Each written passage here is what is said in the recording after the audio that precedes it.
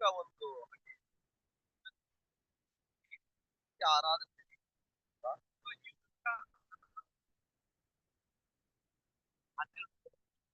ಬಾಲ್ಯ ಆರಾಧನೆ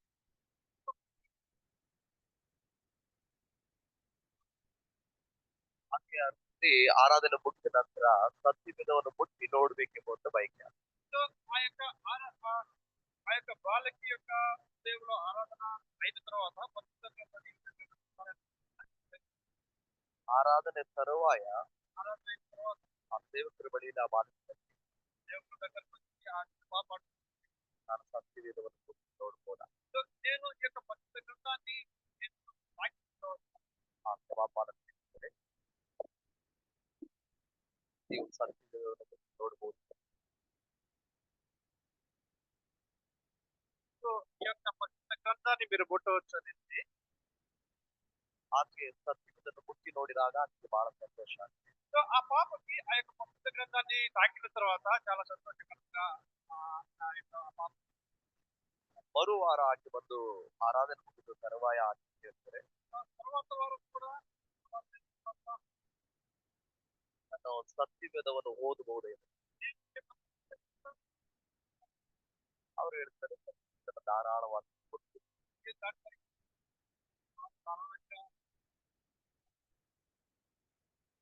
ಆಕೆ 12 ವರ್ಷದ ಪ್ರಾಯ, ಒಂದು ಚಿಕ್ಕ ಹಳ್ಳಿಯಲ್ಲಿ ಇದ್ದಂತ ಒಂದು ಸಹೋದರಿ, ವಿದ್ಯಾಭ್ಯಾಸದ ಕೊರತೆ, ಬಡತನದಲ್ಲಿ ಹುಟ್ಟಿದಂತ ಮಗು, ಆಕೆಗೆ ಓದಲಿಕ್ಕೆ ಬಹಳ ಕಷ್ಟ ಆಗ್ತದೆ. ಆಕೆ ದುಃಖ ಪಡುವಂತ ಸಂಕಟಕ್ಕೆ ಒಳಗಾಗ್ತದೆ. చాలా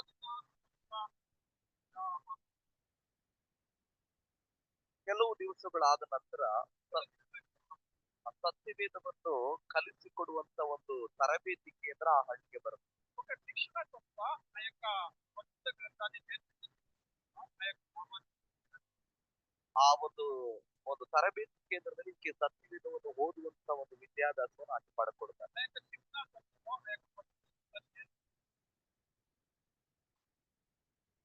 ಕಲಿತ ನಂತರ ಸತ್ಯವೇದವನ್ನ ಆಕೆ ಓದಬೇಕೆಂಬಂತ ಬಯಕೆ ಆಗ್ತದೆ. ఆ యొక్క పరిశుద్ధ గ్రంథాన్ని ತರುವಾಯ ಅವರು ಸಭಾಪಾಲಕರ ಬಳಿಯಲ್ಲಿ ಬಂದು ಕೇಳ್ತಾರೆ, ನನಗೆ ಸತ್ಯವೇದ ಬೇಕೆಂಬುದಾಗಿ. ಅದೇ ಸಭಾಪಾಲಕರು ಹೇಳ್ತಾರೆ, ಈ ಸತ್ಯವೇದ ಇಲ್ಲ,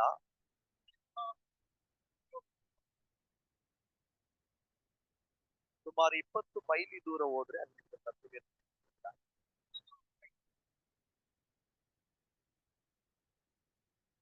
ನಾನು ಸುಮಾರು 214 ವರ್ಷದ ಇತಿಹಾಸವನ್ನು ನಾನು ನಿಮಗೆ ಬರೆದಿರ್ತಾ ಇದ್ದೀನಿ. ಸತ್ಯವೇದ ಎನ್ನುವಂಥದ್ದು ನಮ್ಮ ಜೀವಿತಕ್ಕೆ ಒಂದು ದೊಡ್ಡ ಆಸ್ತಿ. ఈ యొక్క పరిశుద్ధ గ్రంథం ನಮ್ಮ ಆ, ನಮ್ಮ ಭವಿಷ್ಯಕ್ಕೆ ಒಂದು ಬುನಾದಿ ಆಗಿದೆ. భవిష్యత్తు కూడా ನಮ್ಮ ಆಶೀರ್ವಾದಕ್ಕೆ ಇದು ಒಂದು ನಿಧಿ ಆಗಿದೆ. మన ఆశీర్వాదానికి కూడా ఇది ఒక కారణం. ಇದನ್ನ ಯಾರನ್ನ ಸನ್ಮಾನಿಸ್ತಿರೋ ದೇವರು ಅವರನ್ನು ಸನ್ಮಾನಿಸ್ತಾರೆ. సో దీనిని ఎవరైతే గౌరవిస్తారో దేవుడు వారిని గౌరవిస్తారు. ಆಗಿನ ಕಾಲದಲ್ಲಿ ಚೈಲ್ಡ್ ಬೈಬಲ್ ಎಂಬುದಾಗಿ ಮಾತ್ರ ಇತ್ತು.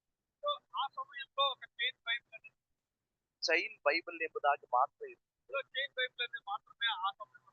ಆರಾಧನೆ ಸಮಯದಲ್ಲಿ ಮಾತ್ರ ಅದನ್ನು ತೆರೆದಿಡ್ತಿದ್ರು. సో ఆరాధన సమయంలో మాత్రమే దాన్ని ఓపెన్ చేసి పెట్టేవారు. ಅದಕ್ಕೆ ಸರಪಣಿಯನ್ನು ಹಾಕಿ ಕಟ್ಟುತ್ತಿದ್ರು. ಅದಕ್ಕೆ ಸರಪಣಿಗಳನ್ನ ಚೈನ್ ಹಾಕಿ ಕಟ್ಟುತ್ತಿದ್ರು. సో దానికి ఆ యొక్క చైన్ ఆ గొలుసును వేసి కట్టేవారు ఉంటున్నారు. ಕಾರಣ ಸತ್ಯವೇದ ಆಗ ಮುದ್ರಣ ಆಗಿಲ್ಲ. సో కారణం ఏమంటే ఆ సమయంలో ఇటువంటి పరిశుద్ధ గ్రంథం కూడా ಮುದ್రించబడలేదు. ಈಕೆಯ ಹೃದಯದಲ್ಲಿ ಏನಾಗುತ್ತೆ, ಸತ್ಯವೇದವನ್ನು ನಾನು ಕೊಂಡುಕೊಳ್ಬೇಕೆಂಬ ಬಯಕೆ ಆಗುತ್ತೆ. సో ఈ పాపకి ఆ యొక్క హృదయంలో ఆశ కలిగింది, ఎలాగైనా కూడా నేను పరిశుద్ధ గ్రంథాన్ని కొనుక్కోవాలని ఆశ. ಆಕೆ ತನ್ನ ಮನೆಗೆ ಹೋಗಿ ಹೇಳ್ತಾರೆ, ತಂದೆ ತಾಯಿಯೊಟ್ಟಿಗೆ, ఆ తన తల్లిదండ్రులను వెళ్ళి అడుగుతుంది, ನಾನು ಸತ್ಯವೇದವನ್ನು ಕೊಂಡುಕೊಳ್ಬೇಕು, నేను పరిశుద్ధ గ్రంథాన్ని కొనుక్కోవాలి. ನೀವು ಮಾಡುವಂತ ವ್ಯಾಪಾರದಲ್ಲಿ ನಾನು ನಿಮಗೆ ಸಹಾಯವನ್ನು ನಾನು ಮಾಡ್ತೀನಿ. సో మీరు చేసే వ్యాపారంలో నేను కూడా ಆ ದಿನದ ಸಂಬಳವನ್ನು ನನಗಾಗಿ ತೆಗೆದಿಡ್ರಿ. సో ఆ రోజు కూలిని ఆ రోజు ఇచ్చే ఆ యొక్క జీతాన్ని నా కోసం తీసుకెళ్ళండి. 6 ವರ್ಷ ಒಂದು ಸತ್ಯವೇದಕ್ಕಾಗಿ ಆಕೆ ತಾಯಿ ತಂದೆಯೊಟ್ಟಿಗೆ ಸಹಾಯವನ್ನು ಮಾಡ್ತಾರೆ. సో 6 సంవత్సరాల కాలం ఆ యొక్క పరిశుద్ధ గ్రంథాన్ని కొనుక్కోవడం కోసం తన తల్లిదండ్రులకు సహాయం ವರ್ಷದ ನಂತರ ಆ ಕೂಡಿಟ್ಟ ಹಣವನ್ನು ತೆಗೆದುಕೊಂಡು ಸತ್ಯವೇದ ಕೊಂಡುಕೊಳ್ಳಿಕ್ಕೆ ಹೋಗ್ತಾರೆ. నేర్చిన ఆ యొక్క ధనాన్ని 6 సంవత్సరాల తర్వాత ఆ యొక్క భక్తి గ్రంథాన్ని కొనుక్కోవడానికి వెళ్ళింది. ಅಲ್ಲಿ ಹೋದ ನಂತರ ಅಲ್ಲಿ ಸತ್ಯವೇದವನ್ನು ಕೇಳುವಾಗ ಅದು ಸತ್ಯವೇದ ಅಂತ ಎಂಬುದಾಗಿ ಪಾಪ సో ఇక్కడ ఆ పాప అక్కడ వెళ్ళి ఆ యొక్క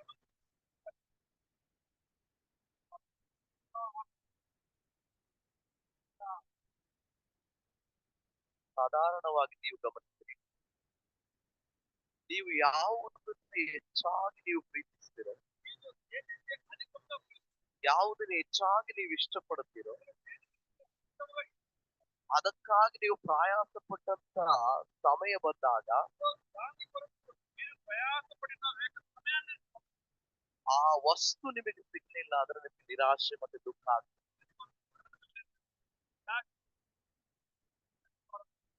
ಆಕೆ ಹೃದಯದಲ್ಲಿ 6 ವರ್ಷದಿಂದ ಸಂಪಾದಿಸಿದಂತ ಹಣ ತೆಗೆದುಕೊಂಡು ಸತ್ಯವೇದ ಕೊಂಡುಕೊಳ್ಳಿಕ್ಕೆ ಹೋಗುವಾಗ అత్త పాప 6 సంవత్సరాల కాలం ఆ యొక్క భక్తి గ్రంథాన్ని ఏ విధంగా కొనుక్కోవాలని ఆ పాప పనిచేసి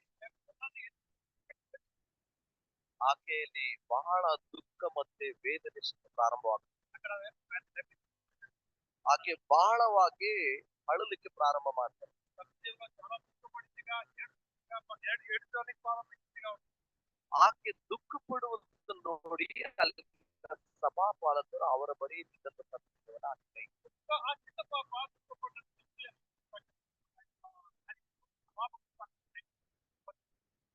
ಆಕೆ ದೈವಿಕ ಸಂತೋಷದಲ್ಲಿ ಆಕೆ ಬಹಳ ಆನಂದ ಪಡ್ತಾರೆ. ఆ యొక్క ತನ್ನ ಊರಿಗೆ ಹಿಂತಿರುಗಬೇಕೆಂಬುದಾಗಿ ಆಕೆ ಹೊರಡುವಾಗ ಆಕೆಯ ಒಂದು ಸಭಾಪಾಲಕರು ಈಗ ರಾತ್ರಿ ಸಮಯ ಆಗಿದೆ. ಈ ಸಿಂಹ ಮತ್ತು ಹುಲಿಗಳ ಒಂದು ಹಾವಳಿಯಿಂದ ಇಲ್ಲಿ ರಾತ್ರಿ ತಂಗಿ ಮುಂಜಾನೆ ಪ್ರಯಾಣ ಬೆಳೆಸಿ ಅಂತಾಗೆ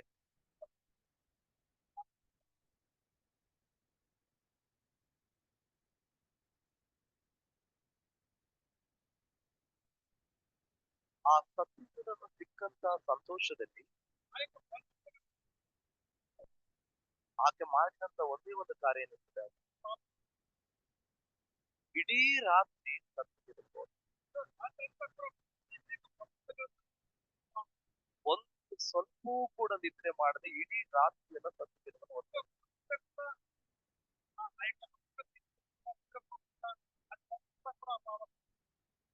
ಈ ಮುಂಜಾನೆ ವೇಳೆ ನಾನು ನಿಮಗೆ ಸತ್ಯವೇದ ಸಂಸ್ಥೆ ವತಿಯಿಂದ ನಾನು ನಿಮ್ಮನ್ನ ಪ್ರೋತ್ಸಾಹಿಸ್ತೀನಿ.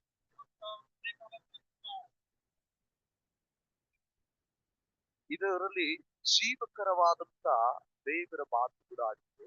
దీంట్లో జీవముల దేవుని మాటలు దాగి ఉన్నాయి. ನಿಮ್ಮ ಅಭಿವೃದ್ಧಿಗೆ ಮೂಲ ಕಾರಣ ಸತ್ಯವೇದ, మన యొక్క అభివృద్ధికి మూల కారణం ನಿಮ್ಮ ಸಮಾಧಾನಕ್ಕೆ ಮೂಲ ಕಾರಣ ಸತ್ಯವೇದ, మన సమాధానానికి ఆ యొక్క మూల కారణం ನಿಮ್ಮ ಆರೋಗ್ಯಕ್ಕೆ ಮೂಲ ಕಾರಣ ಸತ್ಯವೇದ, మన యొక్క ఆరోగ్యానికి కూడా మూల కారణం ನಿಮ್ಮ ಆಶೀರ್ವಾದಕ್ಕೆ ಮೂಲ ಕಾರಣ ಸತ್ಯವೇದ. మాత్రమే కాదు మన ఆశీర్వాదానికి కూడా ఈ యొక్క మూల కారణం. ಪ್ರತಿಯೊಂದು ಅಭಿವೃದ್ಧಿಗೆ ಮೂಲ ಕಾರಣ ಸತ್ಯ. ప్రతి ఒక్క విషయానికి ప్రతి ఒక్క అభివృద్ధికి కూడా ఈ యొక్క మూల కారణం. ನಿಮ್ಮ ಬಳಿಯಲ್ಲಿರುವಂತ ಸತ್ಯವೇದವನ್ನು ನೀವು ತೆರೆದು ಮನೆಯಲ್ಲಿ ಪ್ರತಿನಿತ್ಯ ನೀವು ಧ್ಯಾನಿಸುವುದಾದ್ರೆ మీ దగ్గర ఉన్న ఆ యొక్క పరిశుద్ధ గ్రంథాన్ని వీటిలో ప్రతి దినము ప్రతి నిత్యము దానిని ధ్యానించినట్లయితే ನೀವು ಅಭಿವೃದ್ಧಿಯ ಕಡೆಗೆ, మీ యొక్క కార్య అభివృద్ధి పక్షులు ನೀವು ಆರೋಗ್ಯದಲ್ಲಿ ತೃಪ್ತರಾಗ್ತೀರಾ, మీరు ఆరోగ్యంతో తృప్తిగా ఉండేవారు, ಸಮಾಧಾನದಲ್ಲಿ ನೀವು ಬೆಳೀತೀರಾ. సమాధానంతో మీరు పెరిగేవారుగా ఉంటారు. ಹಾಗಾಗಿ ನಿಮ್ಮ ಬಳಿಯಲ್ಲಿರುವಂತ ಸತ್ಯವೇದವನ್ನು ನೀವು ಸನ್ಮಾನ. మీ దగ్గర ఉన్న ఆ యొక్క ಇದು ಸಾಧಾರಣವಾದ ಪುಸ್ತಕ ಎಂಬುದಾಗಿ ಯಾರು ನೆನೆಸಬೇಡಿ. ಇದಕ್ಕೆ ಸಾವಿರಾರು ಜನರು ರಕ್ತ ಸಾಕ್ಷಿಗಳಾಗಿದ್ದಾರೆ. దాంట్లో 1000 మంది ಅನೇಕ ಸಾವಿರಾರು ಮಿಷನರಿಗಳು ಸೇವಕರುಗಳು ತಮ್ಮ ಪ್ರಾಣವನ್ನು ಕೊಟ್ಟು ಇದು ನಮ್ಮ ಕೈಗೆ ಸಿಕ್ಕಿರುವಂತ ಒಂದು ಸತ್ಯವೇದ. అనేక వేల మంది అనేక వారి ప్రాణాన్ని తర్వాత ಸತ್ಯವೇದ ಮುದ್ರಣ ಆಗಬಾರದೆಂಬುದಾಗಿ ಆಗಿನ ಕಾಲದಲ್ಲಿ ಅನೇಕ ವಿರೋಧಿಗಳ ಮಧ್ಯದಲ್ಲಿ ಕೂಡ ಈ ಸತ್ಯವೇದ ನಮ್ಮ ಭಾರತ ದೇಶಕ್ಕೆ ಬಂದಿರುವಂತದ್ದು, ಅದರ ಮೂಲಕ ನಾವು ದೇವರನ್ನು ಅಂಗೀಕರಿಸಿಕೊಂಡಿರುವಂತದ್ದು ಇದು ನಮ್ಮ ಭಾಗ್ಯವಾಗಿದೆ. పుస్తకాన్ని ముద్రింపకూడదు అనేక స్థితిలో కూడా ఆ యొక్క స్థితిలో ఈ యొక్క పరిస్థితులను భారతదేశంలో ముద్రించకూడదు. సో దాని ద్వారా మనం మనకు ನಿಮ್ಮ ಕೈಯಲ್ಲಿ ಇದೆ ಎಂಬುದಾಗಿ ನೀವು ಸಂತೋಷ ಪಡೋದು ಒಂದು ಭಾಗ ಆದ್ರೆ, చేతిలో ఇది ఉన్నది, మనం ಈ ಕೈಯಲ್ಲಿರುವಂತಹ ಸತ್ಯವೇದದ ವಾಕ್ಯಗಳು ನಿಮ್ಮ ಒಳಗಡೆ ಪ್ರವೇಶ ಮಾಡುವಾಗ ఈ చేతిలో ఉన్న ఈ యొక్క పరిస్థితి గ్రంథంలోని మాటలు మనలో ನಿಮ್ಮ ಒಳಗಿರುವ ಎಲ್ಲ ಅಶುದ್ಧತೆಯನ್ನು ತೆಗೆದು ನಿಮ್ಮನ್ನು ಶುದ್ಧ ಮಾಡಿ.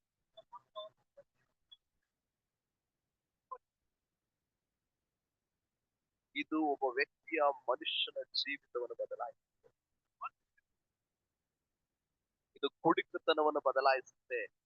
ಇದು ಕುಡಿಕತನವನ್ನು ಬದಲಾಯಿಸುತ್ತೆ. తాగేదాన్ని ನಿಮ್ಮ ಎಲ್ಲ ಕೆಟ್ಟ ಸ್ಥಿತಿಗಳನ್ನ ಯಾರಿಂದಲೂ ಬದಲಾಯಿಸೋದಕ್ಕೆ ಆಗದೇ ಇದ್ರೂ ಕೂಡ ಈ ಸತ್ಯವೇದದ ವಾಕ್ಯ ನಿಮ್ಮ ಒಬ್ಬೊಬ್ಬರ ಜೀವಿತವನ್ನು ಬದಲಾಯಿಸುತ್ತೆ. మనిషిలోని ఎటువంటి చెడు జీవితాన్ని ఎవరి వల్ల కూడా మార్చడానికి చేత కాదు. సో ఈ యొక్క పరిశుద్ధ గ్రంథాన్ని చదివిన ఆ యొక్క వ్యక్తి యొక్క జీవితం, సో అందులో ఉన్న ప్రతి ఒక్క చెడుతనం దీని ద్వారా మార్చబడిస్తాం. ಅದಾದ ನಂತರ ಆಕೆ ತನ್ನ ಸ್ವಂತ ಊರಿಗೆ ಬಂದು ಸಭೆಯನ್ನ ಕಟ್ಟಿ 150 ಜನರನ್ನ ರಕ್ಷಣೆಗೆ ನಡೆಸ್ತಾರೆ. ಚಿನ್ನ ಹೌದು. ఆ పరిశుద్ధ గ్రంథం చదివిన తర్వాత ఆ యొక్క చిన్న పాప 150 మందిని ಅದು దేవుని పక్కన నడిపించిగా ಆ, ಕಳೆದ ಸ್ವಲ್ಪ ಸಮಯಗಳ ಆದ ನಂತರ ಅಲ್ಲಿನ ಸೇವಕರು ಬಂದು ಆಕೆಯನ್ನು ನೋಡುವಾಗ ಬಹಳ ಸಂತೋಷ ಪಡ್ತಾರೆ.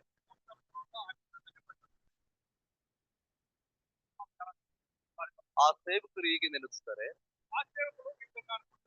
ಒಂದು ಸತ್ಯವೇದಕ್ಕಾಗಿ 6 ವರ್ಷ ಆಕೆ ಕೆಲಸ ಮಾಡ್ತಾರೆ. సో ఒకే ఒక పరిశుద్ధ గ్రంథం కొరకు 6 సంవత్సరాల కాలం ఆ యొక్క చిన్న పాప పనిచేస్తున్నారు. ಸೊ ಹಾಗೆ ಇನ್ನು ಅನೇಕ ದೇವ ಮಕ್ಕಳಿಗೆ ಸತ್ಯವೇದದ ಕೊರತೆ ಇದೆ ಎಂಬುದಾಗಿ అంత మాత్రమే కాదు, ఇంకా అనేక మంది దేవుని పిల్లలకు ఈ యొక్క పరిశుద్ధ గ్రంథం లభించలేదు, దొరకలేదు, కొరత ఉన్నదని ಆಗ ಬೈಬಲ್ ಸೊಸೈಟಿ ಆಫ್ ಇಂಗ್ಲೆಂಡ್ ಅಂತ ಹೇಳಿ ಇಂಗ್ಲೆಂಡ್ ದೇಶದಲ್ಲಿ ಬೈಬಲ್ ಸೊಸೈಟಿಯ ಮುದ್ರಣ ಕಾರ್ಯಕ್ರಮ ಪ್ರಾರಂಭ. అక్కడ అప్పుడు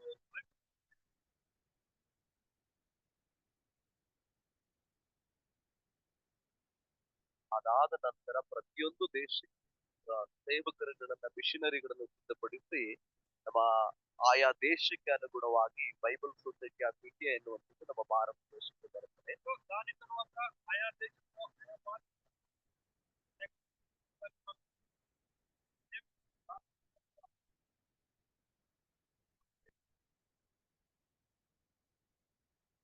ನೂರ 14 ವರ್ಷದಿಂದ ಉತ್ತಮವಾದ ಸೇವೆ ಮಾಡ್ತಾ ಇದೆ.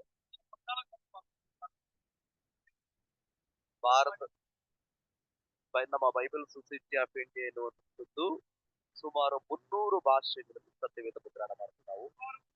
భాషల్లో ఈ యొక్క Kannada, English, Hindi, Telugu, Tamil, Marathi, Gujarati, Malayalam, Bengali, Hebrew, Greek ಈ ರೀತಿ 300 ಭಾಷೆಗಳಲ್ಲಿ ನಾವು ಸತ್ಯವೇದ ಮುದ್ರಣೆ ಮಾಡ್ತೀವಿ.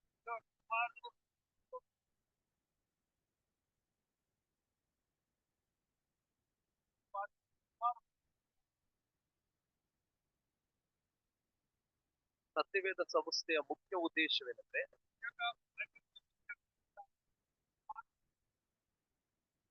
ಪ್ರತಿಯೊಂದು ಜನರಿಗೂ ಅವರದೇ ಆದಂತ ಸ್ವಂತ ಭಾಷೆಯಲ್ಲಿ ಬೈಬಲ್ ಸಿಗ್ಬೇಕು ಎನ್ನುವಂಥದ್ದು ಅವರ ಬೈಬಲ್.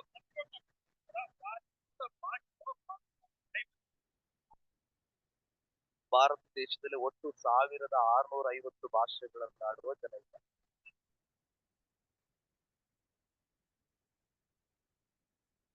ನಾವು ಆರಾಧಿಸುವ ದೇವರು ಒಬ್ಬರೇ ಆಗಿದ್ರು ಕೂಡ ನಾವು ಕಲಿತಂತ ಭಾಷೆಯನ್ನ ನಾವು ಬಹಳವಾಗಿ ಅವರು ಕಲಿತಂತ ಭಾಷೆ ಒಂದು ವೇಳೆ ತೆಲುಗು ಆಗಿರ್ಬೋದು, ಕನ್ನಡ ಆಗಿರ್ಬೋದು, ಇಂಗ್ಲಿಷ್ ಆಗಿರ್ಬೋದು, ಆ ಭಾಷೆಯಲ್ಲಿ ಅವರಿಗೆ ಸತ್ಯವೇದ ಸಿಗುವಾಗ ಬಹಳ ಚೆನ್ನಾಗಿ ಅವರು ಓದುತ್ತಾರೆ.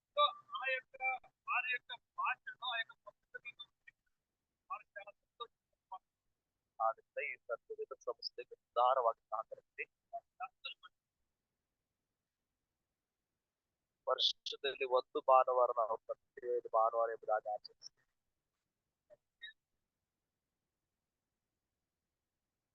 ಸಭೆಯಿಂದ ಕ್ರೋಢೀಕರಿಸಲ್ಪಟ್ಟ ಕಾರ್ಯಕ್ಕೆ ನಾವು ಅದಕ್ಕೆ ಬೇಕಾದಂತ ದಾಖಲಾತಿಗಳನ್ನು ಒದಗಿಸ್ತೀವಿ.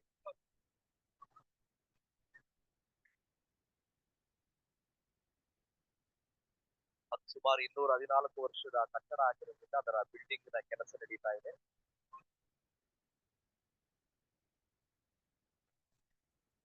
ಸುಮಾರು 1.5 ಕೋಟಿ ಅದರ ಹಣದ ವೆಚ್ಚ ಇದೆ. ಒಂದು ವೇಳೆ ನಿಮ್ಗೆ ದೇವರೇನಾದ್ರೂ ಪ್ರೇರೇಪಣೆ ಕೊಡುವುದಾದ್ರೆ ನೀವು ವೈಯಕ್ತಿಕವಾಗಿ ನಾನು ಕೊಡುವಂತ ಕವರ್ ನಲ್ಲಿ ನೀವು ಅದರ ನಿಮ್ಮ ಹೆಸರುಗಳನ್ನು ಬರೆದು ಕೊಡಬಹುದು. ನಿಮಗೆ ವೈಯಕ್ತಿಕವಾಗಿ ಅದರ ರಸೀದಿ ನಾನು ಕೊಡ್ತೀನಿ.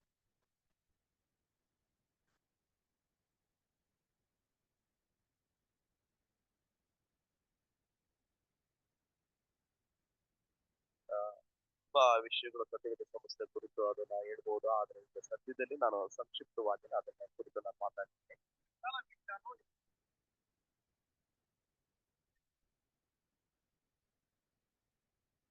ಇವತ್ತಿನ ಆತ್ಮಿಕ ಧ್ಯಾನಕ್ಕಾಗಿ ಕೊರಿಂಥದವರೆಗೆ ಬರೆದ ಪತ್ರಿಕೆ 3ನೇ ಅಧ್ಯಾಯ 16 ಮತ್ತು 17 ವಾಕ್ಯ ದಯಮಾಡಿ ಯಾರಾದರೂ 16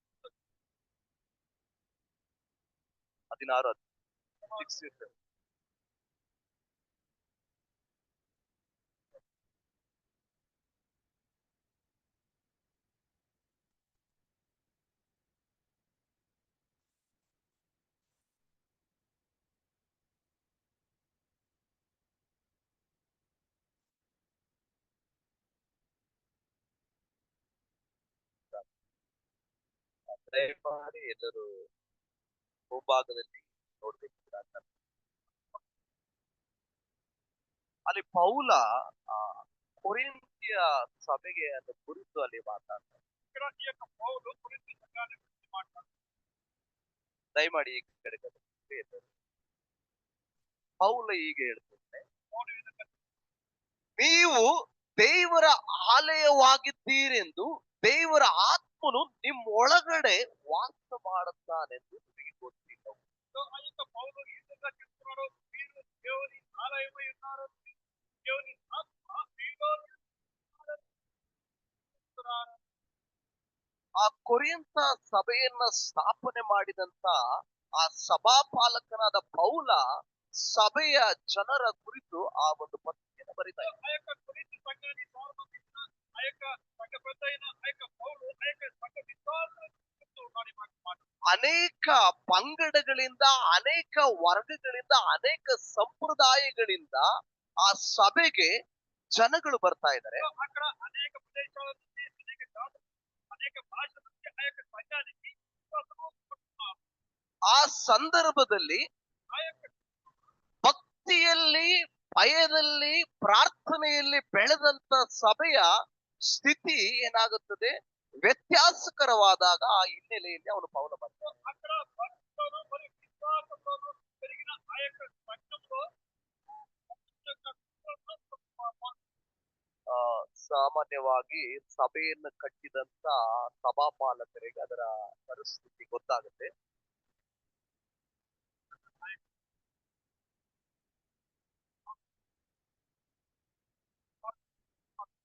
ಆ ಪೌಲ ಸಭೆಯನ್ನ ಬಹಳ ಭಕ್ತಿಯಿಂದ, ಬಹಳ ಭಯದಿಂದ, ಬಹಳ ಪ್ರಾರ್ಥನೆಯಲ್ಲಿ ಬೆಳೆಸಿದಂತ ಸಭೆ ಭಕ್ತಿಯ ಒಂದು ಸ್ಥಿತಿಯನ್ನ ಕಳೆದು ಅದು ವ್ಯತ್ಯಾಸಕರವಾಗಿ ಹೋಗುತ್ತಿದ್ದಂತ ಸಂದರ್ಭದಲ್ಲಿ ಅವನು ಹೇಳ್ತಾ ಇದ್ದಾನೆ, ఇక్కడ పౌలు చాలా భక్తితో ప్రార్థనతో భయభక్తితో ఆ యొక్క పెంచిన ఆ యొక్క సంఘంతో చాలా అది వ్యత్యాసకరంగా భిన్నాభిప్రాయాలుగా మారిన ఇక్కడ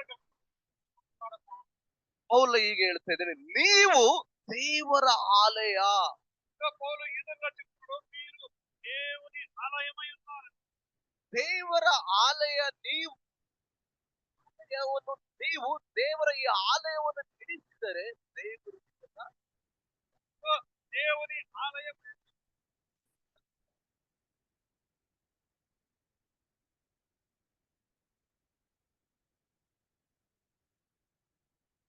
ವಾಕ್ಯ ಹೀಗೆ ಹೇಳ್ತದೆ. దేవుని వాక్యం ఈ విధంగా ಹಳೆ ಒಡಂಬಡಿಕೆ, పాత నిబంధనలో ಹಳೆ ಒಡಂಬಡಿಕೆಯಲ್ಲಿ ಮೇಘಸ್ತಂಭ ಸ್ತಂಭ ಎಲ್ಲಿ ಹೋಗಿ ನಿಲ್ಲುತ್ತಿದ್ದೋ ಅಲ್ಲಿ ಬಿಡಾರಗಳನ್ನ ಟೆಂಟ್ಗಳನ್ನ ಹಾಕ್ತಾರೆ. సో మేఘస్తంభములు అగ్నిస్తంభములు ఎక్కడ పోయి నిలిపించావో అక్కడ వారు ద్వారమును తెచ్చేవారుగా ఉంటున్నారు. ಅಲ್ಲಿ ದೇವರಿಗೆ ಆರಾಧನೆ ನಡೀತಾ ಇತ್ತು. సో అక్కడ దేవుడికి ఆరాధన జరుగుతుంది. ಹೊಸ ಒಡಂಬಡಿಕೆಗೆ ಬರುವಾಗ సో కొత్త నిబంధన తర్వాత ಅಲ್ಲಿ ಪೌಲ ಹೀಗೆ ಹೇಳ್ತಾನೆ, ఇక్కడ పౌలు ఈ విధంగా చెప్తున్నారు. ನೀವು ದೇವರ ಆಲಯ, సో మీరు దేవుని ఆలయమై ఉన్నారు. ದೇವರ ಆತ್ಮ ನಮ್ಮೊಳಗಡೆ ವಾಸ ಮಾಡ್ತಾ సో ಇದೆ. దేవునికి ఆత్మ మన మధ్యలో నివసిస్తూ ఉన్నది. ಈ ದೇವರ ಆಲಯವಾಗಿರುವಂತ ಈ ಶರೀರವನ್ನ ನೀವು ಕೆಡಿಸಿಕೊಳ್ಳಬಾರದು. సో దేవుని ఆలయమైన మన యొక్క శరీరాన్ని మీ యొక్క శరీరాన్ని మీరు దాన్ని చెడపకూడదని చెప్తున్నారు. ಈ ಆಲಯವನ್ನು ಯಾರಾದರೂ ಕೆಡಿಸಿದರೆ సో ఈ యొక్క ఆలయాన్ని ఎవరైనా చెరిపినట్లయితే, ದೇವರು ವಾಸ ಮಾಡುವಂತ ಈ ಆಲಯವನ್ನ ಕೆಡಿಸಿದರೆ సో దేవుడు నివాసం చేస్తున్న ఆ యొక్క ఆలయాన్ని ఎవరైనా చెరిపినట్లయితే, ದೇವರು ಅವನನ್ನು ಕೆಡಿಸ್ತಾನೆ. సో దేవుడు వారిని చెరిపేవాడుగా ఉంటున్నాడు.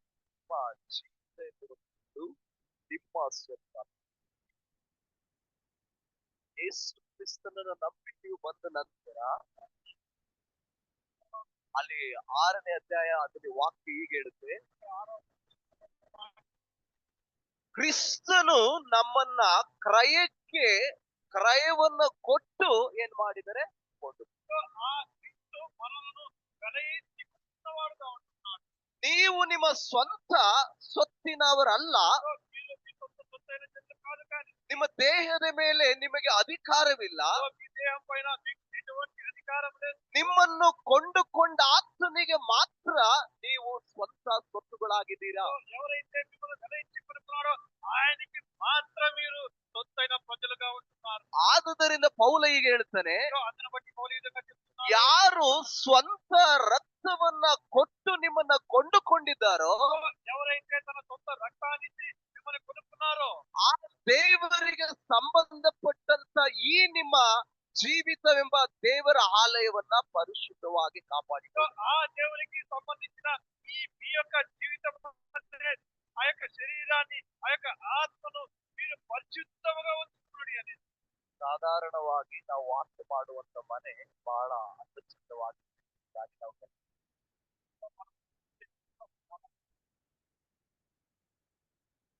ಜನರೇಷನ್ ಅಲ್ಲಿ ಅಂದಚಂದವಾದಂತ ಮನೆಗಳನ್ನು ನಾವು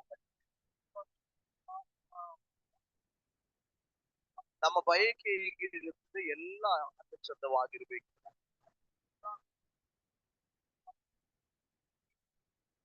ಕಾರಣ ನಾವು ವಾಸ ಮಾಡುವಂತ ಮನೆ. సో దాంట్లో మనము నివాసం. ನಾನು ವಾಸ ಮಾಡುವ ಮನೆ ಅಂದವಾಗಿರ್ಬೇಕು, సో నేను నివాసం చేస్తున్న చాలా ಅದು ಬ್ಯೂಟಿಫುಲ್ ಆಗಿರ್ಬೇಕು. గుణవంతంగా ఉండాలి. ನಾವು ಮನುಷ್ಯರು ನಾವು ವಾಸ ಮಾಡುವುದಕ್ಕೆ ಮನೆ ಬೇಕು. మనం నివాసం చేయడానికి ఇల్లు కావాలి. ಅದು అందచంದವಾಗಿ. అది కూడా చాలా సుందరంగా ఉండాలి. ಇಲ್ಲಿ ಪೌಲ ಹೇಳ್ತಾನೆ, ఇక్కడ పౌలు చెప్తూ ఉన్నాడు. ಮನುಷ್ಯರಾದಂತ ನಾವು సో మనుషులమైన మనం ವಾಸ ಮಾಡುವುದಕ್ಕೆ ಈ ರೀತಿ ನೆನೆಸೋದಾದ್ರೆ సో మనం నివాసం చేయడానికి సో కావలసిన గృహమే ఈ విధంగా ఉండాలి. ಇಡೀ ಭೂಮಿ ಆಕಾಶಗಳನ್ನು ಉಂಟು ಮಾಡಿದ ಆ ಸರ್ವಶಕ್ತನಾದಂತ ದೇವರು ವಾಸ ಮಾಡುವಂತ ಈ ಆಲಯ ಎಷ್ಟು సో భూమి ఆకాశంలో నిలిచిన ఆ యొక్క సర్వశక్తుడైన దేవుడు ఆయన నివాసం చేయాల్సిన సో చేయడానికి కావాల్సిన ఈ యొక్క ఆలయము ఎంత పవిత్రంగా ఉండాలి. ಇದು ಬಹಳವಾಗಿ ಗಂಭೀರವಾಗಿ ಗಮನಿಸಿರಿ. ನಿಮ್ಮ ಜೀವಿತ, ನಿಮ್ಮ ಲೈಫು ಭೂಲೋಕದಲ್ಲಿ ಎಷ್ಟು ಸುಂದರವಾಗಿ ಇದನ್ನು ಇಟ್ಟುಕೊಳ್ತೀರೋ ఎంత అందముగా దానిని చూస్తున్నారు. ಅದರ ಮೇಲೆ ನಿಮ್ಮ ಆಶೀರ್ವಾದ ಕಾರಣ. ಈ ಆಲಯ ದೇವರು ತಂಗುವ, సో ಇದು ಶರೀರ ದೇವರು ವಾಸ ಮಾಡುವ ಮನೆ. సో ఈ యొక్క శరీరము అది దేవుడు ಯಾವ ರೀತಿಯ ವಸ್ತ್ರಾಧರಣೆ ಮಾಡಿದರ ಎನ್ನುವಂಥದ್ದನ್ನು ಕುರಿತು ಅಲ್ಲಿ ದೇವರು ಹೇಳಲ್ಲ.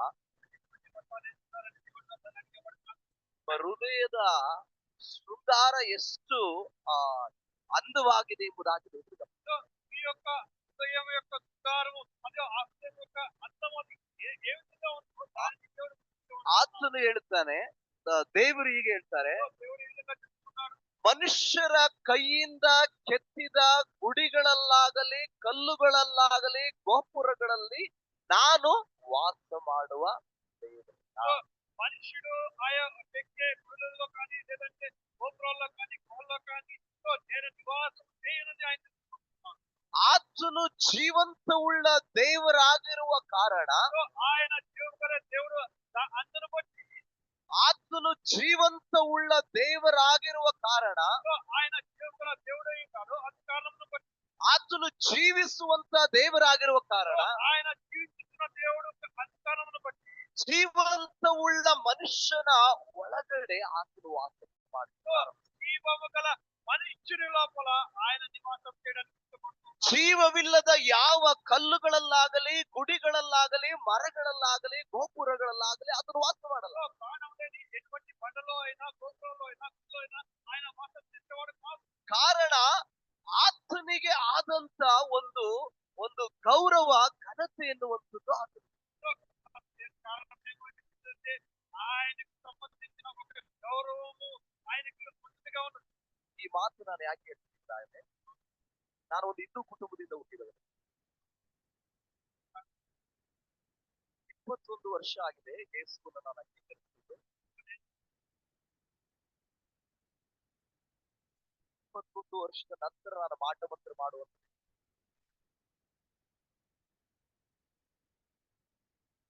ಪೂಜಾರಿಗಳೊಟ್ಟಿಗೆ ನಾನು ಹೋಗಿ ಮುಂಜಾನೆ 5 ಗಂಟೆ ಜಾವದಲ್ಲಿ ನಾವು ಮಾಟ ಮಂತ್ರ ಮಾಡುವ.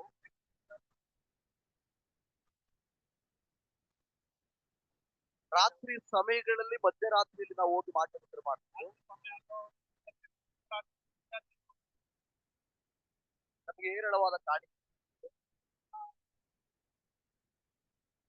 ಒಂದು ದಿನ ಒಂದು ಹಳ್ಳಿಗೆ ಹೋಗಿ ಮಧ್ಯರಾತ್ರಿಯಲ್ಲಿ ನಾವು ಮಾಟ ಮಂತ್ರ ಮಾಡಿ ಬರುವಾಗ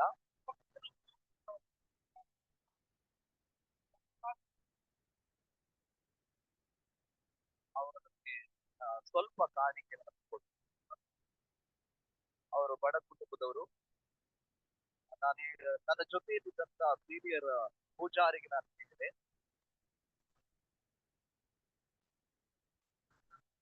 ನಾವು ಅವರ ಬಳಿಯಲ್ಲಿ ಕಾಣಿಕೆ ತೆಗೆದುಕೊಳ್ಳಿಕ್ಕೆ ನಮಗೆ ಅಷ್ಟು ಸೂಕ್ತ ಅಲ್ಲ. ಅವ್ರು ಹೇಳಿದ್ರು, ಇಲ್ಲ ನಾವು ಕಾಣಿಕೆನ ತೆಗೆದುಕೊಂಡ್ರೆ ನಾವು ಮುಂದೆ ಬೆಳಿಬಹುದು. ನಾನು ಅವರಿಗೆ ಹೀಗೆ ಹೇಳಿದೆ, ಮೋಸದಿಂದ ನಾವು ಸಂಪಾದನೆ ಮಾಡೋದು ಬಹಳ ಅದು ಇಷ್ಟ ಇಲ್ಲ ಎಂಬುದಾಗಿ.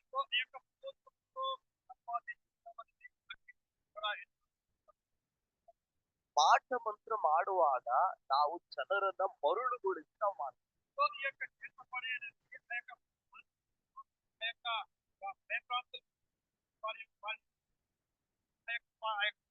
ಮಾಟ ಮಂತ್ರ ಮಾಡಲಿಕ್ಕೆ ಬೇಕಾದಂತ ಸಾಮಗ್ರಿಗಳ ಬಗ್ಗೆ ಕೂಡ ನಮಗೆ ಅದರ ಗೊತ್ತಿತ್ತು.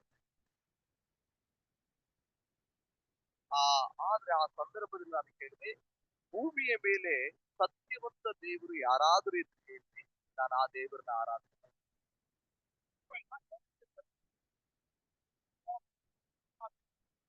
ಅವರು ನನ್ನ ಒತ್ತಾಯ ನೋಡಿ ಫೋರ್ಸ್ ನೋಡಿ ಅವರು ಹೇಳಿದ್ರು, ಯೇಸುವೆ ವಾದ.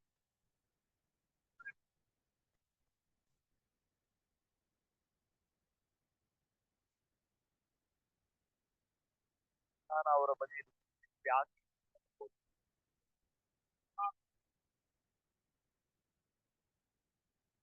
ಅವರು ಹೇಳಿದ್ರು, ಯೇಸು ನಂಬಿ ನಾವು ತಿಳಿಯಬೇಕು ಅಂತ ಪರಿಶುದ್ಧವಾಗಿ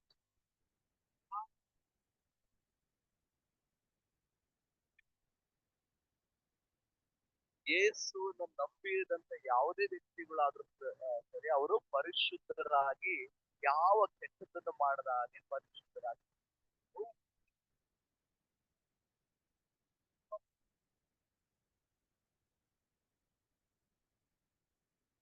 ಆಗ ಅವ್ರಿಗೆ ಪರಿಶುದ್ಧವಾಗಿ ನಾನು ಜೀವಿಸಬೇಕು ಅಂದ್ರೆ ಈ ರೀತಿ ಹಣ ಸಂಪಾದನೆ ನನಗೆ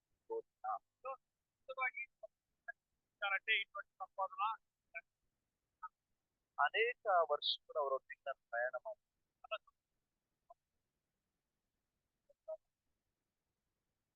ಜಾರಿಯಾಗಿದೆ.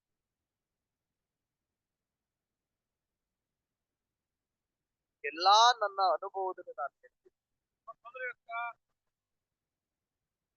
ದೇವರು ಅಂತ ಹೇಳುವಾಗ దేవుడు అని ಯಾರ ಬಳಿಯಲ್ಲಿ ಕೂಡ ಅವರು ಕೇಳುವಂತವರಾಗಿದ್ದಾರೆ. సో ఎవరి దగ్గర కూడా ఆయన అడిగేవాడు కాదు. ಯಾವುದೇ ದೇವರುಗಳನ್ನು ನೀವು ಕಂಪೇರ್, సో ఏ దేవుడైనా మీరు ಯಾವುದೇ ದೇವರುಗಳನ್ನು ನೀವು ಹಿಂಬಾಲಿಸಿ, సో ఏ దేవుడైనా మీరు ಕೊಡು ಎಂಬುದಾಗಿ ಕೇಳುವಂತವರು, ಅದು ನನ್ನ ಅಭಿಪ್ರಾಯದ ಪ್ರಕಾರ ನಿಜವಾಗಿ ಅದು ದೇವರಲ್ಲ ಎಂಬುದಾಗಿ అని అడిగేవాడు.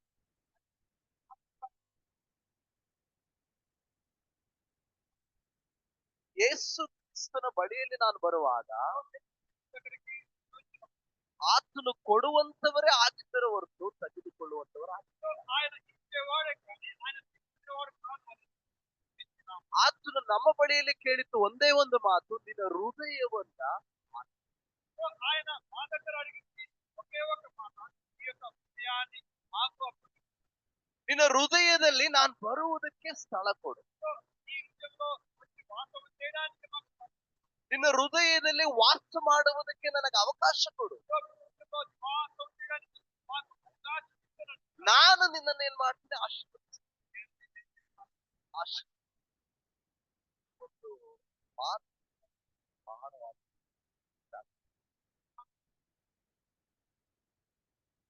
ಬಹಳ ಕಷ್ಟ ನೋವುಗಳಲ್ಲಿ ನಾವಿದ್ದದ್ದು, ಬಹಳ ಭಯಂಕರವಾದ ಹಣ ಖರ್ಚು ನಾವು ಮಾಡಿದ್ವಿ, ಸಮಾಧಾನ ಇಲ್ಲ, సమాధానం లేదు. ಸ್ವಂತ ತಂದೆಗೆ ಪೂಜಾರಿ, సొంత తండ్రికి ಸ್ವಂತ ತಂದೆ ಕಾಯಿಲೆ ಬಂದಾಗ ಸ್ವಂತ ತಂದೆ ಉಳಿಸ್ಕೊಳ್ಳೋದಕ್ಕಾಗಿಲ್ಲ, ಲಕ್ಷಾಂತರ ರೂಪಾಯಿ ಹಣ ಖರ್ಚು ಮಾಡಿ ಅವರು ಬದುಕುವಂತ ಸ್ಥಿತಿಯೇ ಇರಲಿಲ್ಲ. సో వారి పరిస్థితిలో ಆಗ ನಮಗೆ ನೆನಪಾಯಿತು, ನಾವು ಆರಾಧನೆ ಮಾಡುವಂತ ದೇವರು ಏನಾಗಿದ್ದಾರೆ.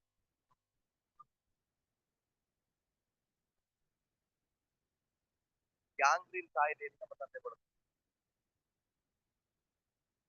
ಕಾಲುಗಳನ್ನ ತುಂಡು ಮಾಡ್ಬೇಕು, ಕಾಲನ್ನ ತುಂಡು ಮಾಡ್ಬೇಕು, ಸುಮಾರು ಹಣ ಖರ್ಚು ಮಾಡಿ 3 ತಿಂಗಳಿಂದ ನಿದ್ರೆ ಇಲ್ಲ, ಅವ್ರಿಗೆ ನೆಮ್ಮದಿ ಇಲ್ಲ, ಸೂಸೈಡ್ ಅಟೆಂಪ್ಟಿಗೆ ಹೋಗ್ಬೇಕು, ರಾತ್ರಿ ಎಲ್ಲ ಕಾಯ್ಬೇಕಾಗಿ, ಕೊನೆ ಫೈನಲ್ ಸ್ಟೇಜ್ ನಲ್ಲಿ ನಾವು ಅವರ ಕಾಲು ಕಟ್ ಮಾಡ್ಕೊಂಡು ಹೋಗುವಾಗ ఆయన యొక్క కాళ్ళను ಒಬ್ಬರು ನಮಗೆ ಯೇಸುವಿನ ಬಗ್ಗೆ ಗುರುತಿಲ್ಲ. ఒకే ಒಂದು ಫೈನಲ್ ಆಗಿ ನೀವು ಚರ್ಚಿಗೆ ಒಂದು ಪ್ರಾರ್ಥನೆ ಮಾಡಿ,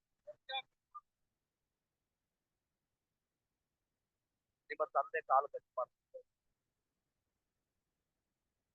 ಎಲ್ಲ ನಾವು ನೋಡಿ ಎಲ್ಲ ಹಣ ಎಲ್ಲ ವೆಚ್ಚ ಮಾಡಿ ಹಾಕ್ತೀವಿ. ಆಗ ನಾವು ಚರ್ಚಿಗೆ ಹೋಗಿ ಒಂದು ಬಾರಿ ನಾವು ಪ್ರಾರ್ಥನೆ ಮಾಡಿ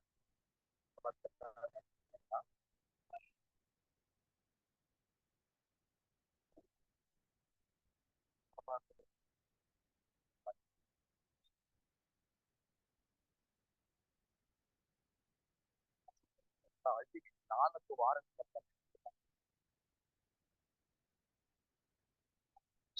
ನಾವು ಅವರ ಕಾರಲ್ಲಿ ಪ್ರತಿದಾತ್ರಿ ಒಬ್ಬರು ನಾವು ಅವರನ್ನ ಕಾಯಬೇಕಾಗಿತ್ತು.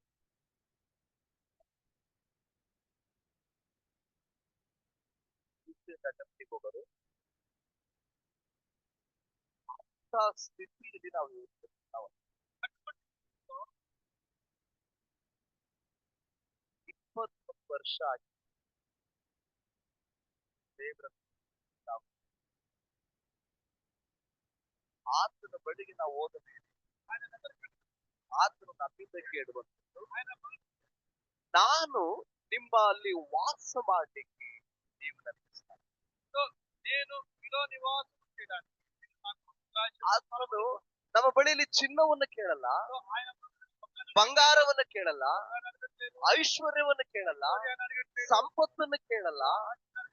ಎಲ್ಲ ಚಿನ್ನ ಬೆಳ್ಳಿ ಬಂಗಾರ ಐಶ್ವರ್ಯಕ್ಕೆ ಆತನು ಒಡೆಯನಾಗಿದ್ದಾನೆ. ఉన్న అన్ని బంగారము మరియు వెండి ఆయన అంతటికి కూడా అధికారి అయినాడు ఆయన. ಅದೆಲ್ಲವನ್ನು ಅನುಭವಿಸಲಿಕ್ಕೆ ನಮಗಾಗಿ ಆತನು ಕೊಡಲಿಕ್ಕೆ ಸಿದ್ಧವಾಗಿದ್ದಾನೆ. దాన్ని కూడా అనుభవించడానికి మన కొరకు ఆయన దాన్ని ఇవ్వడానికి సిద్ధంగా ఉన్నవాడు. ಅದನ್ನು ಹೊಂದಿಕೊಳ್ಳಬೇಕಾದ್ರೆ, దాన్ని పొందుకోవాలంటే, ಅದನ್ನು ಪಡೆದುಕೊಳ್ಳಬೇಕಾದ್ರೆ దాన్ని పొందుకోవాలంటే ನಾವುಗಳು ಶುದ್ಧರಾಗಿ, ನಾವು ಅದಕ್ಕೆ ಯೋಗ್ಯರಾಗಿ, ಆತನಲ್ಲಿ ನಾವು ನೆಲೆಗೊಂಡಿದ್ರೆ, ఆయనలో మనం నివాసం ఉండినప్పుడు, ನಮ್ಮಲ್ಲಿ ಆತನು ನೆಲೆಗೊಂಡಿದ್ರೆ, మనలో ఆయన నివాసం ఉండినప్పుడు ನಾವು ಏನು ಬೇಕಾದ್ರೂ ಬೇಡಿಕೊಂಡ್ರು మనం అడిగినది ఏదైనా కూడా ఆయన ಸಂಪತ್ತು ನೀವೆಂತ ಜಾಬ್ ಇದ್ದೀರಿ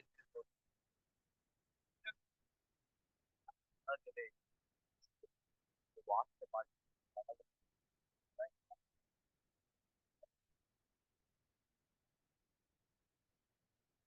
ಅತಿ ಶ್ರೇಷ್ಠವಾದ ಸಂಗತಿ, ನನ್ನ ಒಳಗಡೆ ನಾನು ಆರಾಧಿಸುತ್ತ ದೇವರು ವಾಸ ಮಾಡಿ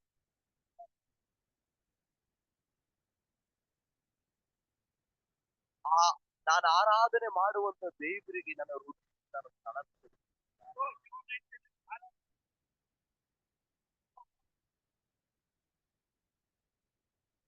ಒಂದು ಆತ್ಮ ನಿಮ್ಮ ಒಳಗಡೆ ಬಂದ್ರೆ ನೀವು ಆಶೀರ್ವಾದ. ಒಬ್ಬ VIP ನಿಮ್ಮ ಮನೆ ಒಳಗಡೆ ಬಂದ್ರೆ ನೀವು ಬಹಳ ಖುಷಿ ಪಡ್ತೀರಾ. ನೀವು ಬಹಳ ಖುಷಿ ಪಡ್ತೀರಾ.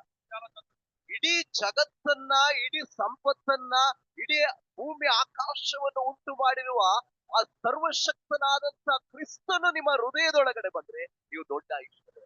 ఆ యొక్క భూమి ఆకాశము ఆ యొక్క సర్వశక్తుడైన ఒకవేళ యేసుక్రీస్తు మీలో వచ్చిన మీలో నివాసం ఆశీర్వాదింపబడినవారుగా, ಆತನಿರುವ ಕಡೆ ಆರೋಗ್ಯ ಇರುತ್ತದೆ. ఆయన ఎక్కడైతే ఉన్నాడో అక్కడ ఆరోగ్యం ఉంది. ಆತನಿರುವ ವ್ಯಕ್ತಿಯಲ್ಲಿ ಸಮಾಧಾನ ಇರುತ್ತೆ. ఆయన ఏ వ్యక్తులైతే ఉన్నాడో ఆ వ్యక్తిలో సమాధానం ఉంది. ಆತನ ಕುಟುಂಬದಲ್ಲಿ ನೆಮ್ಮದಿ ಇರುತ್ತೆ. ఆయన ఏ కుటుంబంలో ఉన్నాడో అక్కడ సమాధానం నెమ్మది ఉంది. ಆತನು ವಾಸ ಮಾಡುವಂತ ಸ್ಥಳದಲ್ಲಿ ಅಭಿವೃದ್ಧಿ ಇರುತ್ತೆ. ఆయన నివాసం చేసే స్థలంలో అభివృద్ధి కూడా ఉంటుంది. ಆತನನ್ನ ಯಾರು ಹೊಂದಿಕೊಳ್ತಾರೋ ఆయనను ఎవరైతే పొందుకున్నారో ಅವರು ಜೀವವನ್ನು ಹೊಂದಿಕೊಂಡ ಹಾಗೆ వారు జీవమును పొందుకున్న వారుగా ఉన్నారు. ಈ ಲೋಕದಲ್ಲಿ ನಾವು ಹೊಂದಿಕೊಳ್ಳಬೇಕಾದಂತ ಅತಿ ಶ್ರೇಷ್ಠವಾದ್ದೇನೆಂದ್ರೆ ఈ లోకంలో మనం పొందుకున్న అతి శ్రేష్టకరమైన విషయం ఏదైతే ఉందంటే ಆಸ್ತಿಯನ್ನಲ್ಲ, ಸಂಪತ್ತಲ್ಲ, కాదు, ಹಣ ಅಲ್ಲ, ಬಂಗಾರ ಅಲ್ಲ, ಐಶ್ವರ್ಯ ಅಲ್ಲ, ಯೇಸು ಕ್ರಿಸ್ತನನ್ನ ಸ್ವಂತ ರಕ್ಷಕನಾಗಿ ನಿಮ್ಮ ಹೃದಯದೊಳಗಡೆ ವಾಸ ಮಾಡುವುದಕ್ಕೆ ನೀವು ಸ್ಥಳ ಕೊಟ್ಟು ಆತನನ್ನು ಹೊಂದಿಕೊಂಡ್ರೆ ಈ ಲೋಕದ ಎಲ್ಲವನ್ನು ನೀವು ಹೊಂದಿದ್ದೀರಿ.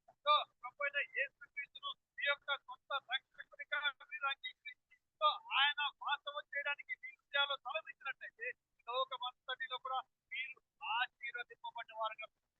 ಅನೇಕರು ಅಭಿವೃದ್ಧಿಯ ಹುಡುಕಿ ಹೋಗ್ತಾರೆ, అనేక మంది అభివృద్ధి పొందడానికి తీసుకెళ్తారు, ಐಶ್ವರ್ಯವನ್ನು ಹುಡುಕಿ ಹೋಗ್ತಾರೆ, ఐశ్వర్యాన్ని ఎత్తుకుంటూ వెళ్తారు, ಹಣವನ್ನು ಹುಡುಕಿ ಹೋಗ್ತಾರೆ, డబ్బును ఎత్తుకుంటూ వెళ్తారు, ಅನೇಕ ಕಾರ್ಯಗಳನ್ನು ಹುಡುಕಿ ಹೋಗ್ತಾರೆ. అనేక కార్యములను వారు వెళ్ళేవారు ఉన్నారు. ಯೇಸುವನ್ನ ನೀವು ಹುಡುಕಿ ಯೇಸುವನ್ನ ನೀವು ಆಹ್ವಾನಿಸುವುದಾದರೆ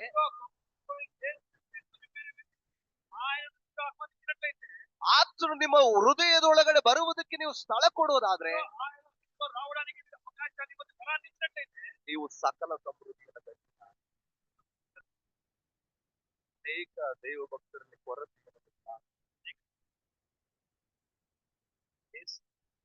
ಸ್ಥಳ ಕೊಡಬೇಕು. ಯೇಸು ಕ್ರಿಸ್ತನು ವಾಸ ಮಾಡಲಿಕ್ಕೆ ಅವಕಾಶ ಕೊಡದೆ ಸೃಷ್ಟಿ ಮಾಡಿರುವಂತ ವಸ್ತುಗಳನ್ನು ಹುಡುಕಿ, ಚಿನ್ನ ದೇವರ ಸೃಷ್ಟಿ, ಹಣ ದೇವರ ಸೃಷ್ಟಿ, ಬಿಲ್ಡಿಂಗ್ ದೇವರ ಸೃಷ್ಟಿ, ಪ್ರಪಂಚ ದೇವರ ಸೃಷ್ಟಿ, ಈ ಲೋಕದ ಎಲ್ಲ ಸಂಪತ್ತು ದೇವರ ಸೃಷ್ಟಿ. సకలము కూడా ఆ యొక్క దేవుని ಆ ದೇವರ ಸೃಷ್ಟಿಯನ್ನು ಹುಡುಕಿ ಜನ ಓಡ್ತಾ ಇದ್ದಾರೆ. ఆ యొక్క దేవుని ಒಂದು ವಿಷಯ ಹೇಳ್ತೀನಿ, ಹೋಗ್ತಾರೆ. ಸೃಷ್ಟಿಯ ವಸ್ತುಗಳನ್ನ ಹುಡುಕಿ ಹೋಗುವಂತವರು ಬಿದ್ದು ಹೋಗ್ತಾರೆ. ఆ యొక్క ఉన్న వస్తువులను వెతుకుని వెళ్ళేవారు వారు పడిపోయే వారుగా ఉన్నారు. ಆದ್ರೆ ಆ ಸೃಷ್ಟಿ ಮಾಡಿದಂತ ಕರ್ತನನ್ನು ಹಿಡಿದುಕೊಳ್ಳುವವರು ಸ್ಥಿರವಾಗಿ. అయితే ఈ యొక్క వస్తువులను సృష్టించిన ఆ యొక్క దేవాది దేవుని పట్టుకున్న వారు వారు స్థిరంగా ఉండేవారు. ಇದು ದೇವರ ಸೃಷ್ಟಿ. ఇది దేవుని సృష్టి. ಇದನ್ನ ಹುಡುಕಿ ಓಡಬೇಡ್ರಿ. దీని వెతుకుని పరిగెత్తు. ಇದನ್ನು ಉಂಟು ಮಾಡಿದ ಆತನನ್ನು ಹುಡುಕ್ರಿ. దీనిని ఎవరైతే కలిగించారో ఎవరైతే సృష్టించారో ಕೆಲಸವನ್ನ ಹುಡುಕಿ ಓಡಬೇಡ್ರಿ. పనిని పరిగెత్తొద్దు. ಕೆಲಸ ಕೊಡುವ ಆತನನ್ನು ಹುಡುಕ್ರಿ. ఆ యొక్క పనిని ఇచ్చే ఆయనను తెలుసుకుని ಆಶೀರ್ವಾದವನ್ನು ಹುಡುಕಿ ಓಡಬೇಡ್ರಿ. ఆశీర్వాదాన్ని ఇచ్చుకుంటూ పరిగెత్తొద్దు. ಆಶೀರ್ವಾದ ಕೊಡುವ ಆತನನ್ನು ನೀವು ಕರೆಯಿರಿ. ఎవరైతే ఆ యొక్క ఆశీర్వాదాన్ని ఇచ్చేవారు ఉన్నారో ఆయనను తెలుసుకోండి. ಆತನ ವಾಕ್ಯ ಹೀಗೆ ಹೇಳ್ತಾರೆ, ఆయన వాక్యం తెలుసుకోండి. ಎಲ್ಲ ಕುಂದಿಲ್ಲದ ವರಗಳು ಕೂಡ ಆ ಸಕಲ ಬೆಳಕಿಗೆ ಮೂಲ ಕಾರಣನಾದವನಿಂದಲೇ ಇಳಿದು ಬರ್ತದೆ. ఈ లోకంలో ఉండే ప్రతి ఒక్క ఆశీర్వాద వరములు ఆ యొక్క వెలుగుని కూడా ఆ యొక్క దేవుని యొక్క మూల కారణం ಐಶ್ವರ್ಯ ಅವರಿಂದ, ఐశ్వర్యం ఆయన నుంచే, ಸಂಪತ್ತು ಅವರಿಂದ, సంపద ఆయన నుంచే, ಆರೋಗ್ಯ ಅವರಿಂದ, ఆరోగ్యం ఆయన నుంచే, ಸಮಾಧಾನ ಅವರಿಂದ, సమాధానం ఆయన నుంచే, ಅಭಿವೃದ್ಧಿ ಅವರಿಂದ, అభివృద్ధి కూడా ఆయన నుంచే, ನೆಮ್ಮದಿ ಅವರಿಂದ, నెమ్మది కూడా ఆయన నుంచే, ಎಜುಕೇಶನ್ ಅವರಿಂದ, విద్య ఆయన నుంచే, ಮದುವೆ ಅವರಿಂದ, వివాహం ఆయన నుంచే, ಹಣ ಅವರಿಂದ, డబ్బు ఆయన నుంచే, ಸಕಲವೂ ಕೂಡ ಕ್ರಿಸ್ತ ಯೇಸುವಿನಿಂದ. సకలము కూడా ఈ యొక్క ప్రభువైన యేసు క్రీస్తునే. ಆ ಕ್ರಿಸ್ತ ಯೇಸುವನ್ನೇ ನೀವು ಸ್ವಂತ ರಕ್ಷಕನಾಗಿ ನಿಮ್ಮ ಹೃದಯದೊಳಗಡೆ ಸ್ವೀಕರಿಸಿಕೊಳ್ಳುವಾಗ ఆ యొక్క ప్రభువైన యేసు క్రీస్తును మీ యొక్క సొంత రక్షకుడు మీ యొక్క హృదయంలో మీరు అంగీకరించినట్లయితే ಈ ವಿಶ್ವವನ್ನು ನೀವು ಸಂಪಾದನೆ ಮಾಡಿ ಇಡೀ ಸಕಲವನ್ನು ನಿಮ್ಮ ಕಂಟ್ರೋಲಿಗೆ ಸಕಲ ಸಂಪತ್ತು ನಿಮ್ಮದಾಗುತ್ತೆ. సకల సంపద కూడా మీదే. ಕಾರಣ ಸಕಲ ಐಶ್ವರ್ಯಕ್ಕೆ ಅವರು ಒಡೆಯ, ఈ యొక్క లోకంలో ఉన్న ప్రతి ఒక్క దానిపైన అధికారి, ಸಕಲ ಸಂಪತ್ತಿಗೆ ಅವರು ಓನರ್. ಅವರು సకల సంపదలకు కూడా ఆయన అధికారి. ಈ ಪ್ರಾಪರ್ಟಿಗೆ ಅವರೇ ಓನರ್. లోకంలో ఉన్న ప్రతి ఒక్క దానిపైన ಆ ಓನರ್